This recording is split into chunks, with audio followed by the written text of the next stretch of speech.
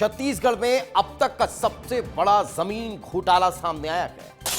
765 एकड़ जमीन पर भूमाफियाओं का कारनामा सामने आ चुका है। सरकारी और निजी जमीन का सौदा कर दिया गया। भूमाफियाओं ने बैंक से लोन भी उठा लिया। भू राजस्व विभाग ने अब इस पूरे मामले को लेकर जांच शुरू कर दी है। तो सरकारी और निजी जमीनों का सौदा करने का यह अजीबोगरीब मामला सामने आया है, जिसमें लगभग 750 एकड़ जमीन जो है उसका सौदा कर दिया गया और अवैध तरीके से यह पूरा कारनामा किया गया।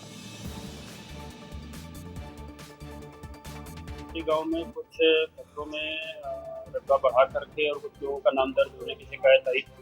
उसको तत्काल संज्ञान में लेकर के जांच कराई गई और उसके बाद शिकायत दर्ज कराई गई थी। तो उन सभी जो अपने नंबर जो उसमें जोड़ दिए गए थे उनको सबको दुरुस्त करा लिया गया और उसकी जांच के लिए एनआईसी को लिखा गया है। एनआईसी से उसकी रिपोर्ट जैसे प्राप्त होगी सीट के आईडी से कहाँ से किया गया है, तो उसके बाद दोषियों के खिलाफ भी पुलिस को कंप्लेंट कई सरकारी और निजी जमीन को आईडी हैक करके गलत तरीके से एंट्री की गई और लगभग 765 एकड़ सरकारी जमीन का उसमें गड़बड़ी की गई थी। जैसे ही हमारे पास जानकारी सामने आई, तत्काल धारा छत्तीसगढ़ भू राजस्व संहिता की धारा 115-16 के तहत केस दर्ज करके एसडीएम ने तो उसको प्रॉपर सुनवाई करके उसको एक हफ्ते में सारे जितने भी गड़बड़ी थी सबको सुधार करके वापस पुरानी स्थिति में ला दिया गया।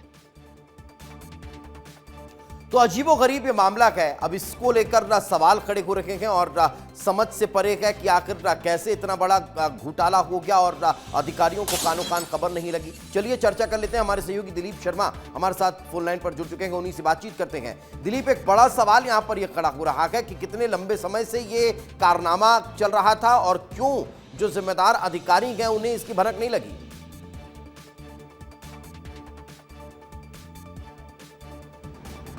765-64 एकड़ जमीन, इतना बड़ा उसमें घालमेल हुआ, जबकि सरकारी एप जो भुइयां है, भुइयां में भी हेर फेर करके इस जमीन को निजी हाथों में बेच दिया गया। बाकायदा B1 फॉर्म भर लिया गया, B12 फॉर्म उसमें प्रकाशित कर दिया गया। उसमें जमीन के खरीदार का नाम स्पष्ट तौर पे देखा जा सकता है। तो कहीं ना कहीं ये बड़ा घोटाला, बड़ा भ्रष्टाचार है। लगभग 500 करोड़ रुपए का ये मामला। हालांकि बाद में जो प्रशासन की टीम हरकत में आई है और उसमें जो जमीन की हेर फेर की गई थी उसे दुरुस्त किया गया है। लेकिन सबसे बड़ा सवाल यही है दीपेश कि सरकारी जो ऐप है, जो पटवारियों को जो आईडी और पासवर्ड मिलता है और या तहसीलदार को मिलता है, उनके आईडी और पासवर्ड से के बिना ये कारनामा नहीं हो सकता। तो कहीं ना कहीं ये आईडी और पासवर्ड का भी जांच का विषय है कि जब वो तहसीलदार और पटवारियों को मिलता है वो कैसे इस यहाँ पे उनको मिल गया, किसने चोरी किया और कैसे हुआ, ये जांच का विषय है। हालांकि इसमें अभी जो सूचना मिल रही है कि 2 पटवारियों को सस्पेंड कर दिया गया है और फिलहाल जांच चल रही है।